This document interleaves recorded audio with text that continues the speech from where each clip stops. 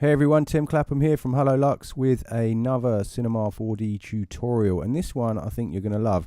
What we're going to do is we're going to look at using Caustics to create some kind of like motion graphics effect, and you can use this with typography, with logos, all sorts of things. And for those of you that have been using Cinema for quite a long time and remember when I was back in the UK, I used to run a company called Hyper. I had a written tutorial that covered this technique, and it kind of got lost, and I thought it was worth resurrecting. And in back in those days when we were all running on like 14.4 modems, video tutorials didn't really exist. There wasn't the bandwidth available, so it was a written tutorial at the time anyway. And now we've all got like super fast DSL connections. We can have video tutorials. So this is what this is. And for those of you that aren't familiar with caustics, caustics are when light bounces off a reflective surface or is refracted through an object. And here's a simple example that I've set up, and here you can see like a cissoid caustic from this tube. So I've got a tube here with just a light pointing at it, and that's the result that you get, and they're pretty beautiful. And you know, the classic thing would be like a glass of wine with the caustic being cast. That's anything that's kind of glassy or metal, you would get a caustic from. And if you're trying to create realistic renders, then you would be incorporating caustics into your renders. But we're going to be using it in a like slightly less obvious way, and we're going to be using it to create some graphics. So I'm going to close this down and start with a brand new empty scene, and we're going to build this from scratch. It should be a lot of fun. In this scene, I'm going to add a plane object first of all, and let's set this to be plus Z, and I'm going to set this to be 640 by 360, so it's like 16:9. Let's double click to create a new material and call this wall or something like that, and let's drop that onto our plane. Reselect this material under the color tab. Let's set the brightness to 100, and let's uncheck specular, so it's just a pure white diffuse material. Next thing I'm going to do is add in a logo. So you can create whatever you want here. You can just use like a motext object and create some type, or you can bring in some kind of identity of your own or your own company. It's entirely up to you. I'm going to load this Lux logo into the scene, and I'm going to grab these elements and just take them out. And then what I want to do is add in a fracture object and drop them into there, and then let's put that back into this hypernerves or subdivision surfaces as they are called in release 15. So let me just rotate this 90 degrees, and then if I come to my top view, I can just pull this out, and because I don't really want it to go through the wall. I mean, it probably makes some quite interesting effects if it does, but let's just set that back. So what we've got here is we've just got our logo, and behind that we have a wall, and what we're going to do is we're going to project light through this logo onto this wall. Let's add in a camera object as well, and I'm going to just reset the coordinates of that to 0, and then let's pull that back, say minus 500. Let's just have a look. Okay, that looks pretty good. So if we select this fracture object, let's come up to the Mograph menu and let's choose to add a random effector. I'm going to call this random rotation, and switch to the parameter tab. Let's uncheck position and enable rotation. Let's set this to be 720. Okay, and then switch to the fall off tab, and let's enable some linear fall off and set that to be minus X, and I'm going to set that to 200 on X. If we just hide that plane for now so you can see a bit more clearly what's going on. So as we drag that through, you can see that it's going to kind of rotate around until it's sort of revealed and makes sense. I'm going to set the fall off to be 100, and actually I'm going to click in here and add a spline. if we grab this random rotation, switch to coordinates, and let's set x to be minus 150. Okay, add a key. I'm working at 25 frames a second, and my project is 5 seconds long. And at the very last frame, I'm going to set another key at 250. Okay, and if we come to our timeline, let's just select this track and press Alt-L, and that will actually convert that to linear. So there we go, you can see what's happening there. So the animation isn't anything too incredible, but what I want to do is actually set this fall off to be like a big, kind of like a quarter pipe sort of thing, so curve up like that. So that's going to make everything ease in at the end, which is actually not what I want to do. I've done that the wrong way around. I think this wants to be like so. So it sort of starts off slowly and then accelerates and then sort of snaps into place. And the reason I've done it like that is just so I can add a little bit of a delay effector on there and have it a little bit springy, just for some secondary motion. Let's control drag to create a duplicate of this random effector, and let's call this random scale.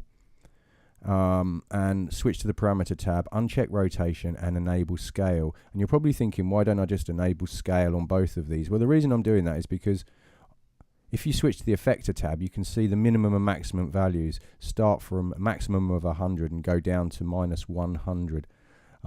So that means that with the rotation, the parameters are going to be from minus 720 up to 720. Well, with the scale, I don't want to actually go any smaller, so I'm going to set the minimum to be 0 and the maximum 100. And now if I set my scale to be, say, 10, it's only going to randomize them in a positive direction. Of course, we need to select our fracture object and drop that random effector on there, and there you go, and then you can see the result of that. Maybe the scale is a bit big there, but it might be interesting. Let's just leave it as it is. Let's select the fracture object, come up to Mograph, choose to add in the delay effector from the effector list. Okay, and I'm going to set that to be spring, and I'm going to set it pretty high, like 85. Now if we press play, we should see the effect of that. Okay, and that didn't seem to do anything. So actually what I'm going to do is just select these two F curves, and I want to select this last key, and actually I'm going to set that to be 99 so that the whole thing is revealed a little bit sooner, and then the delay effector has a little bit of time to do its stuff at the end. I've noticed sometimes the delay effector is not kind of working as expected, like now for instance. And normally what you can do is select your object. If you switch to the effectors tab, so like your cloner or your fracture object, and just switch that delay effector on and then back off and then back on, and hopefully now we should see the result. Yeah, and I mean that's just a bit crazy too. It's a bit too high, I think. Yeah, so it's a bit odd that it does that. No worries. Okay, so let's have a look what we've got.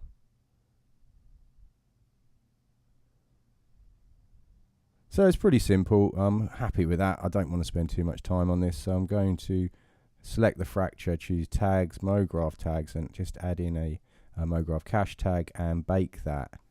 So now I can kind of scrub through to whatever frame I want. Cool, so let's just save this. Now we've got the basic animation set up, and you know, obviously you can spend a lot more time on yours than I have. We can start setting up the Caustics effect. This is where the fun starts. So I'm going to just create a new material, and let's just call this glass, and it's not really going to be a glass material, but it's the nearest thing, I suppose. Now what I want to do on this material is actually uncheck all of the channels except for transparency, and we're going to enable transparency. Now this will also work with reflection, and you can create caustics using transparency or reflection, or of course both. We're just going to use transparency. If you do use transparency, you do need to have some refraction. So Let's set the refraction to be 1.6. And now if we render, you don't see anything. Awesome. Even if we have our plane visible, there we go. So now you can see it. But we don't really want to see our letters. We just want to see the caustic that's being projected from them. So I'm going to take the Lux object and add in a compositing tag and uncheck scene by camera, and now of course when we render we just see our lovely white plane. So to create caustics, what we need to do is we need to add in a light. So let's just add in a target light for now, just for the sake of it. Now if we render, of course, we just see our plane, but we can see that the light is projecting onto it. Now one of the tabs on our light is caustics. And this is where we enable surface caustics, and you also have to set this up in your render settings. So open up your render settings and come down to the effect and choose caustics, and we have surface and volume caustics, and you can see on the light we have the option to enable surface or volume caustics. So if you want volume caustics, you could have like a volumetric light that has caustics within it, but be warned, they're pretty slow to render. And surface caustics, once you have them really fine and detailed, aren't exactly the quickest thing in the world either. The trick to this, however, is knowing how to control the parameters so that you can get that nice detailed caustic result, but also you can set it pretty low so it does render like lightning fast for all your setup and test renders and things like that. And it's only when you want to commit to, you know, your final render that you can then pump all the settings back up and then leave it to render overnight. So what we've essentially done here is we've added a light, we've enabled surface caustics under the caustics tab on our light, we've also added the caustics effect into our render settings, and we have a refractive material. Let's just check scene by camera, and let's just render this. So this is so we can see the glass. And look, you can see the caustics are already starting to appear, and we've got these dots all over this back wall, but it's not really looking very pretty right now. Let's just come to the end and render it again, and there we go, and you can see you're getting this triangle from the Lux element. Let's just take this light, zero out the parameters for this, and then let's just pull this back so it's kind of focusing on our logo like front on, like so, and let's render again. And there you go, and you can see the caustic is sort of directly behind, and we're getting these bits of light bouncing off all over the place. Now one of the important things when you're working with lights for caustics is focusing that light as much as possible. So if you've got your cone like this, and let's just move it over to one side a little bit and up a bit. If we render this now, you can see dots are sort of random and all over the place. It's not an efficient use of the cone. It's basically casting those caustics or rays in all those directions. If we take this and focus it right down onto our object, and then if we render, you get a lot more of the photons all being cast in the right place. Coming back to this compositing tag, I'm just going to uncheck scene by camera again. And the other thing that I'm going to do now is I'm going to select my light, come to the general tab, and I'm going to uncheck diffuse, and I'm going to uncheck specular. I don't want this light to cast any diffuse light. I simply want this light to cast caustics. So now when I render, you're only seeing the caustics, and that's all you see.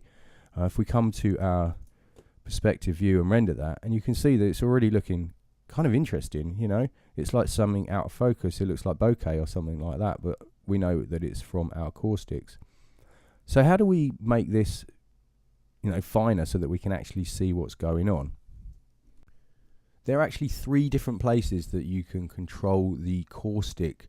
One is on the material, another one is on the light, and then the third place is in the render settings.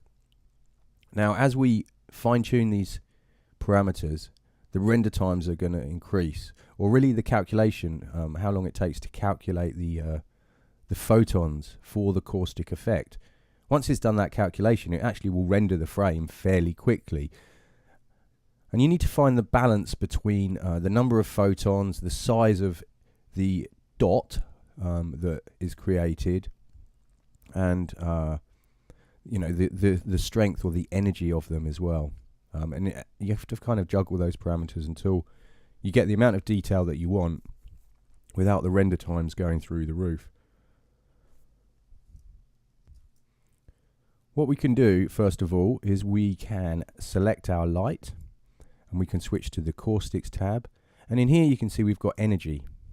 So the energy is how strong or how bright they're going to be. If we set this up to something like 500, you can see that it blows out quite a lot, but we can see a lot more of the dots. If we set this down to say 25 and render, you can see that it all becomes less bright. So it's essentially controlling the brightness of the caustic, but I'm going to leave that at 100 anyway. Now the number of photons is currently set to 10,000, and that is actually pretty low. If we set this to say 100,000 and let's render, and now you can see that we get a lot more detail. It's starting to look a little bit more solid and slightly less dotty, but the actual size of the dot hasn't changed. And the way that we do that is we do that on the material. So if we select the wall material and we switch to the illumination tab, you can see down here we have generate caustics, receive caustics, but down here we have the option for the radius and also the number of samples. So what you can do here is you can set this to 1, for instance, and now if we render, you can see that the dot that was once a big round circle is now a much smaller dot, but of course the whole thing's looking very dotty. So we can increase the number of samples as well. So I think the maximum here is something like 10,000. Yeah, 10,000. So now if we render, there you go. So what we really need to do is increase the number of caustics being cast here. So let's set that up to 500,000. And the other place that I mentioned was in your render settings. So in render settings here, you can see we've also got a strength parameter, and we can use that to control the caustic strength globally. So we can set it up individually on each light, and then this is like a global multiplier. Let's just render this now, and you can see it's taking a little bit longer each time. It's still rendering this in around a second, and we have 500,000 photons there. So I think the highest we can set this is something like 10 million. Maybe it can go higher. No, 10 million. So 10 million photons is quite a lot. And now if we render, you can see it's taking quite a lot longer to do. And down on the status bar at the bottom there, you can see it's casting photons of light, and it gives you a clue of how many photons it's casting. And once it's done that, it has to build a tree, preparing photon tree. So it only took 17 seconds to actually do that first part. It's going to take a bit longer to prepare this photon tree, and then it will render it, you know, in a few seconds. Now it's still chugging through, and there we go, and there's the result, and you can see that it's looking pretty good. It does still look a little bit grainy, so if you want to get around that, what you can do is just maybe increase the radius slightly, so maybe 2.5 or something like that, and they'll be a little bit bigger, those dots, and it won't look quite so noisy. Now let's come back here and set this to a slightly less extravagant amount. We set that up to 2.5. So now if we render, we can have a quick look. You can see it renders much quicker, and there we go. So you can set that quite low, and you can still get a good idea of the final result. Obviously the final result is going to just be quite a bit sharper. Now if we take this light and set the X and Y to be 0 and render again, now it's pointing straight at the lux, and there you go, and you can see that we're starting to get a logo that's got some clarity to it. But if we take this light and come to the cameras and set use active object as camera, now we're actually looking through the light. Let's just hide our plane, and you can see the cone here, and what you really want to do is you want to adjust this cone so it just fits around your object. If we grab this target and pull it down, and there you go. If we render now, you can see there's a reasonable amount of detail. This is looking pretty hard. If we grab the light, we're not going to change the number of photons. I'm just going to switch to the details tab, and instead of using this angle of 23.8, let's set that to say 75. And now let's render, And you can see that the result is got a lot less detail. If we put this up even higher, say 110, even less detail. So basically what's happening is it's looking at the cone angle, and it's casting those photons out within that space. So this is why I suggest that you put this down to 23, just so that it fits your object as tightly as possible, because then all of the photons are being used in the final render result, and you're not sort of just firing them out into space and wasting them, because there's only a finite number of photons that we can actually use, and the more you cast, the longer it takes. So you want those photons to be firing at your object, not randomly off into outer space somewhere. Now obviously this isn't too exciting to look at. I mean, it's got potential, but if we just come back a little bit so that our objects are sort of twisting and rotating, and let's have a look now. And you can see that it's taking a little bit longer to fire all those photons out. But of course, our light is a bit smaller than the object here as well, so we're not going to see the full projection from all object parts, only what's within this cone. And there you go, and look at that, it's looking pretty crazy. You're starting to get this really nice abstract result. And obviously when we come right back to this point, it's just going to look totally odd and not really make any sense, but hopefully it will look pretty beautiful at the same time.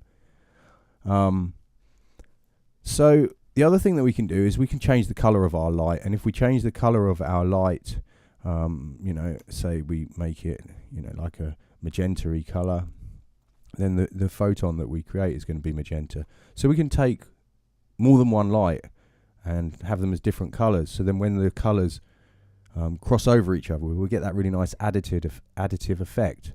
Of course, the more lights you add, then the longer the render times as well. But I'm going to just set up something fairly quickly and simple that will hopefully show the potential of this. So I'm going to add in a circle spline. Let's just come to my top view and set this to be XZ. And let's set that to be, say, 1000 radius. Maybe not quite as big as that, 900. Let's just press C to make that editable and uncheck close spline. And I'm going to delete this point here and then choose move up sequence, so that we have a half circle here. Now let's grab this light, and we can take the target from here and get rid of that null, and let's just zero that out. And with that light selected, hold down Alt and come and add a cloner object. Under the Object tab, let's set that to Object, and let's drag our circle spline into there. With that cloner still selected, let's choose Mograph Effector and add in a target effector, so that all of those lights target that central point. Now I don't want that many lights, no way near. I'm going to set that to be 2. Let's add a key for the start and end parameters at 0 and 100. Make sure you're on frame 0. And also let's set this rate variation. Let's set that right up to 100. And let's add a key there. So now if we press play, nothing actually happens. But what we want to do is increase this rate parameter. I'm going to set that to 20, so you can see that the lights move around like so. And what I want to do is set it so that at the very end here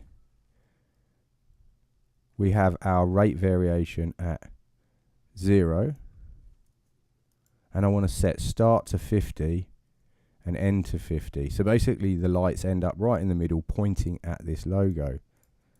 So now if I press play, you can see what happens.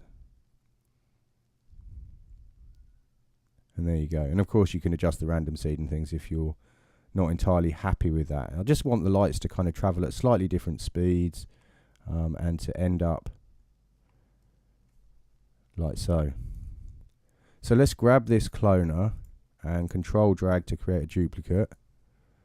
let's take this second light and let's make that maybe like a sort of greeny colour, something like so. Select the cloner and let's set the rate on this to be -20. So these lights are going to go in the opposite direction. Hopefully you can see that. And there you go. The only thing with this is if we go to frame 0, everything, all the lights are in the same place, and if we just jump forward one frame, then they go to the opposite side. So what I'm going to do is just set this offset to -1, so they start over there. And now when we press play, you can see that we've got these lights kind of mirroring each other, and at the end they're all in one place. So if we come back to our perspective view and let's switch to the camera and let's render, and there you go, and you can see that now Lux is looking fairly legible, and we've got this almost like chromatic aberration where the lights are overlapping each other but they're not quite in the same place. So that looks pretty nice. And if we come back to an earlier frame, let's have a look at frame 0 and render here, and you can see that these objects are so much bigger that the calculation is taking a lot longer. So I'm just going to pause this capture until that's done. And there we go, and that's the result on that frame. So it's looking pretty crazy at that point. It's taken 4 minutes to render, and I must say probably 5 seconds of that was actually rendering, and the other 4 minutes or so was just calculating the photons and setting up the photon tree for the caustic effect. What I might actually do here is just check this Mograph cache and just clear the cache, and I'm going to select the random rotation and random scale, and if we enable the indexed option, they're not going to go quite so big. I think that might work better. Let's just have a look. And there we go. And let's just increase that delay effector a little bit, so maybe 80. Let's have a look now. Okay, so we're getting that funky behavior where it's not working correctly. Let me just try that again. And there we go. Yeah, so I think maybe that might be a bit quicker to render. It probably would look pretty cool at that big size, but I really want to show you the rendered result at the end of this, and I don't want to be waiting another 24 hours before I can do that. Let's come to another frame somewhere like around here, and we're only working with refractive caustics at the moment. Of course, we could add some reflection onto this glass as well, and we're going to get another layer of detail and stuff like that. Or you could, for instance, render this out with just one light, maybe like a red light and a green light and a blue light, and render 3 different passes and just use slightly different index of refraction. So the caustics are going to end up in slightly different places, and then comp those together, and you could end up with some pretty nice results. And you can see this is much quicker now, 30 seconds so far, rather than like 4 minutes that we had before. So hopefully this will render this frame in around a minute. And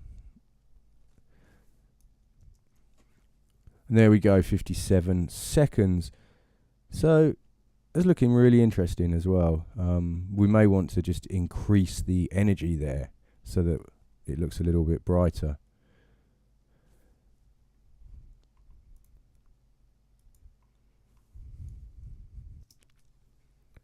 So here's a render from frame 0, but at this point it's probably worth rendering out the animation and having a look at the final result. Now you might be tempted to just pump all those settings up to the max and then render, but I'd probably advise against that. It's a good idea at this point just to maybe select these 2 lights, and let's set that down to maybe as low as 100,000. It's going to render lightning fast. As you can see,